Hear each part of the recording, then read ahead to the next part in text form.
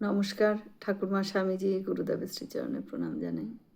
ধ্যানলোকে শ্রীরামকৃষ্ণ, সেখান থেকে কিছুটা অংশ পড়ে শোনাচ্ছি।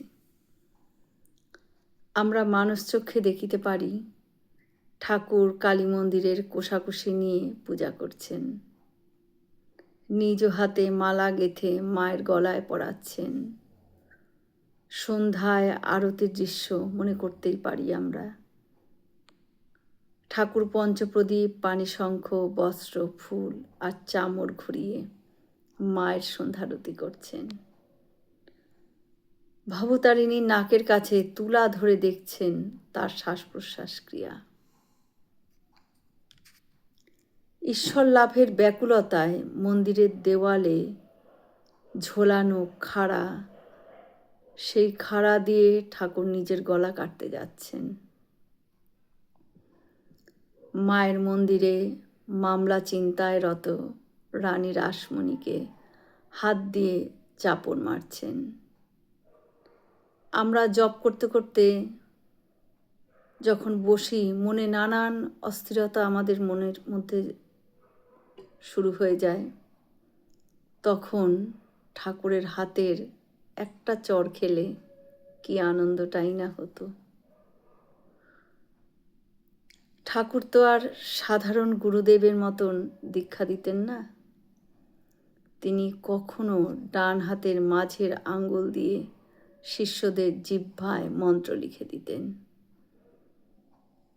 নরেন্দ্রর দ্বিতীয় দর্শনকালে ঠাকুর তার বুকে হাত দিয়ে স্পর্শ মাত্র নরেন্দ্রর মন থেকে জীব জগৎ বিলীন হয়ে গেল।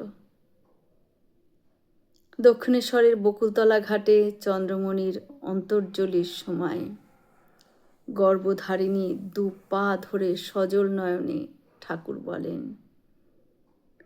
মা গো, তুমি জানো না মা, তুমি কাকে গর্ভে ধারণ করেছিলে মা। একবার পঞ্চবটির পাশে জগন্নাথকে আলিঙ্গন করতে গিয়ে পড়ে হাত ভাঙলেন।